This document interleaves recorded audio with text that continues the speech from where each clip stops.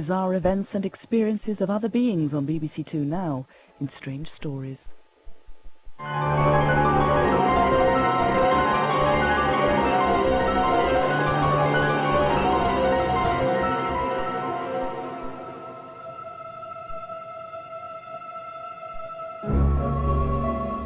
When I was 9, I was in my bedroom reading, and I was aware out of the corner of my eye that there was something that shouldn't be there, and as I looked up, there was this creature which could only be described as a troll-like thing sitting on the chair, and it was about a foot high, naked, really hairy, really ugly, and had no genitals or anything.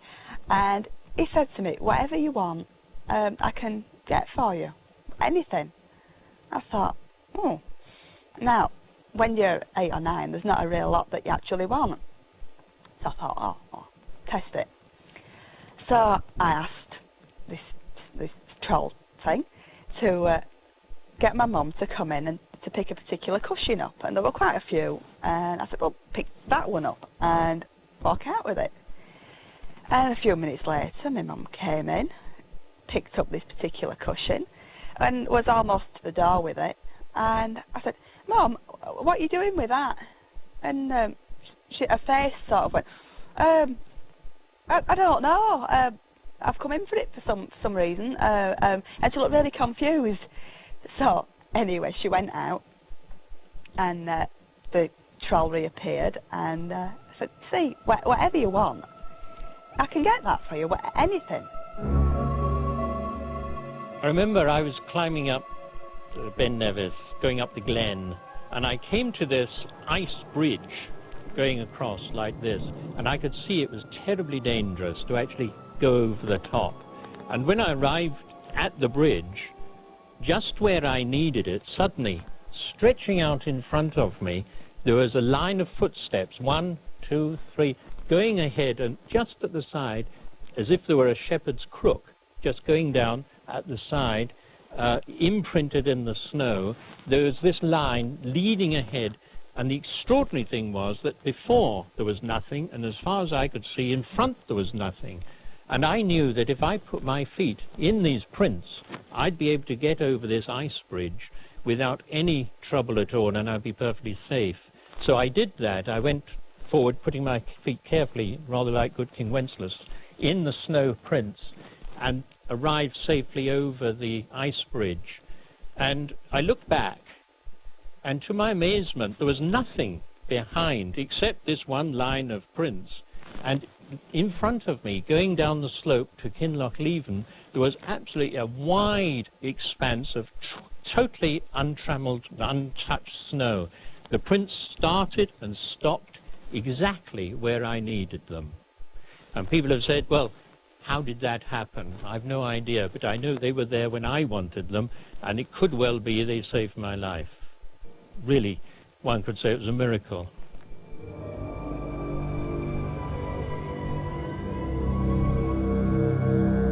It was a dark December night, cold, windy. We moved into the local churchyard across through a sunken lane. I was several yards in front of Sally, and I quite literally blundered into the animal. I believe I trod on it. It catapulted away from me, got stuck in a stand of trees and flew back in my direction. It hammered into my left shoulder, spun me right round and dumped me on the grass. It then moved off up the sunken lane in Sally's direction, and what happened next was really quite horrifying. Next thing I knew, this large black cat was charging towards me. It reared up on its hind legs, took a couple of swipes at me. One missed, and one caught me on my left side. It knocked me into the undergrowth and disappeared into the night. I wasn't, at the time, it appeared to be a large black leopard. It didn't seem to be anything else. I didn't realise it had done any damage until I got back to the car, and then I got just tremendous pain in my left side.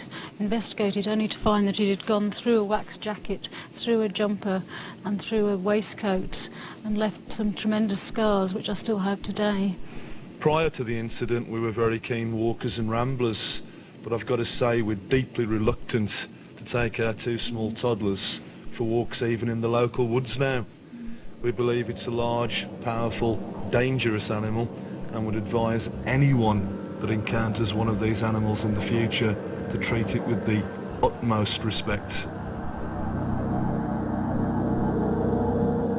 One fine summer's evening, I was walking on the shores of Gerrans Bay with my brother, who's a high-flown scientist not given to flights of fancy, when he suddenly drew my attention to something in the water. "What on earth's that?" he cried. And to my astonishment, I saw an enormous sea creature, sea monster, just offshore about 300 meters from the shore, and we were looking down from a height at an oblique angle, and it had a long neck, an enormous hump, two smaller humps which were muscular, and you could see the muscles ripping as it was propelling itself rapidly along. And then we realized it had got a long tail which was just below the surface and which was as long as the trunk part. Now surprisingly, the monster had this long neck and, for the size of the animal, a very small head. And in a way it looked rather endearing because it had got its head at a pert angle and its sort of nose in the air, and it was moving very rapidly and very smoothly. It was gliding very fast, and it was quite surprising, in view of the size of the animal, that it was making very little disturbance on the glassy, still surface of the water. We watched for about 5 minutes. Then all of a sudden it submerged, and it didn't, as one might expect, put its head down and take a dive.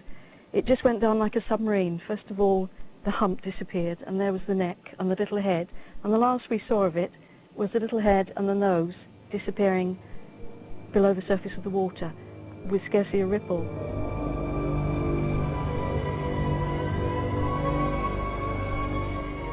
Back in 1989, I was in training at the Hendon Police College, and I used to come home for the weekends. On the Thursday evening, I phoned my mother to let her know that I'll be coming home the weekend.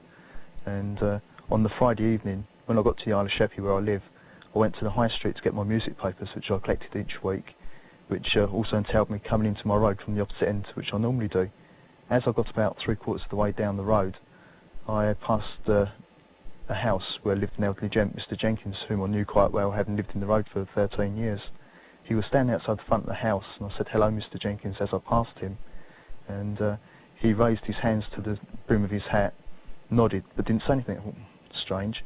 Anything. Anyway, carried on, got to my front door, got into my living room, and there's my mother. First thing she said to me was, "Guess who died last night?" "No, sorry." She said, "Mr. Jenkins." And I just stood there with my mouth open. I was totally shocked. I'm a bookseller. I work in the book market on the South Bank in London under Waterloo Bridge, and I was setting out my stall one day. I had a big armful of books, and I was setting them out one by one all along the table. And an old lady approached me, and she came up to me and she said, you know, "What days are you here, and how long's the book market been here, etc." And she was telling me how the area had changed since she last knew it. She'd got married after the war, she'd gone to Canada, and this was her first time back, and everything had changed. She thought it was amazing.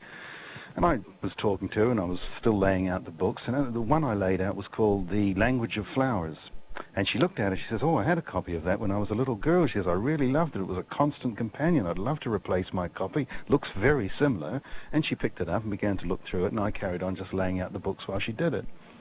And when I finished, I looked back, and she was standing there with the book in her hand like this, and her other hand on her mouth, and she was all sort of almost shaking, and something was wrong. And I went up to her, I says, "What's wrong, madam? What's the problem?"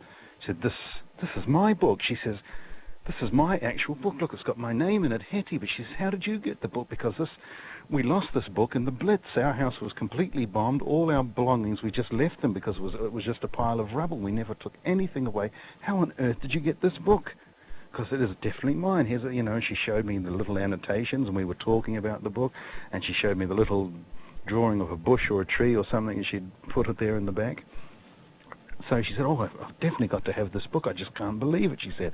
So she pulled out a purse and was going to pay me. I said, oh, no, please. I said, look, honestly, I couldn't take that. Please accept it as a gift from a bookseller because it's a wonderful story. I could die on this. About 5 years ago, my mother moved to a new house in the country, and in the garden there was a barn which was going to be demolished. And it was full, the chap who used to live there was a builder, and the barn was full of bits of old wood and tools and lots of wood chippings on the floor. And we're basically having to clear the whole place out, burn it, and before it could be demolished. And the garden was a mess too. We had a big bonfire at the end of the garden, and I'd taken a barrow load of stuff, chippings from the floor. I'd taken it down to the bonfire at the end of the garden, tipped it on, and I was standing there about 2 yards away from the fire chatting, and there was this bang, and I felt something hit the side of my head, and I put my hand up, and I took my earring out of my ear, and there was this .22 bullet which had been on the fire and had exploded, and cartridge embedded itself in my earring, and obviously if I hadn't been wearing the earrings it would have got me in the neck. And at the time what I was quite freaked out by was the fact that it has the letter E on the bottom of it, and my name's Elaine. And I thought this could have been quite literally the bullet with my name on it. I was walking along the road in Folkestone, where I live, and there was a phone box in the street ringing. I don't usually answer phone boxes, obviously, but for some reason I decided to answer this one. Picked it up, and there was a voice at the other end, matter-of-factly, saying, oh, sorry to bother you at home, Jason, but the fax machine's broken down. You know, can you help me fix it? And it was Sue, who I work with at the AA in Dover. And I sort of stopped her in her tracks and said, Sue, just a second, you rung me in a phone box, you know, how did you know I was here? And she said, oh, stop messing around, Jason, look, we're really busy, how'd you sort this machine out? And I said, Sue, look, I'm in a phone box, you know, how did you know I was here? You know, what are you doing? And you know, she just wouldn't believe me, and I kept trying to convince her and gave up in the end. So I told her what to do with the fax machine, how to get it sorted out. And while I was telling her, she suddenly stopped me in my tracks and said, Jason, I haven't dialed your home phone number. She said, you live in Folkestone, don't you? I said, yeah. She said, I've dialed the Folkestone prefix, but I've dialed your staff payroll number. It's next to your name on the list at work. And sort of took all this in. And basically, you know, that's exactly what happened. She dialed my staff payroll number, and my staff payroll number just happened to be the exact same number of this phone box that I happened to be walking past.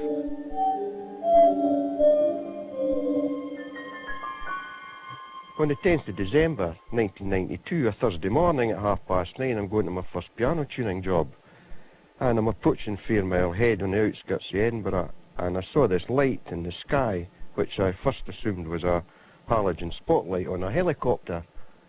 And a couple of minutes later I'm coming down Comerson Road, and this light was blazing in the sky. It was so bright it made me stop the car, and I got out to look at this amber coloured ball.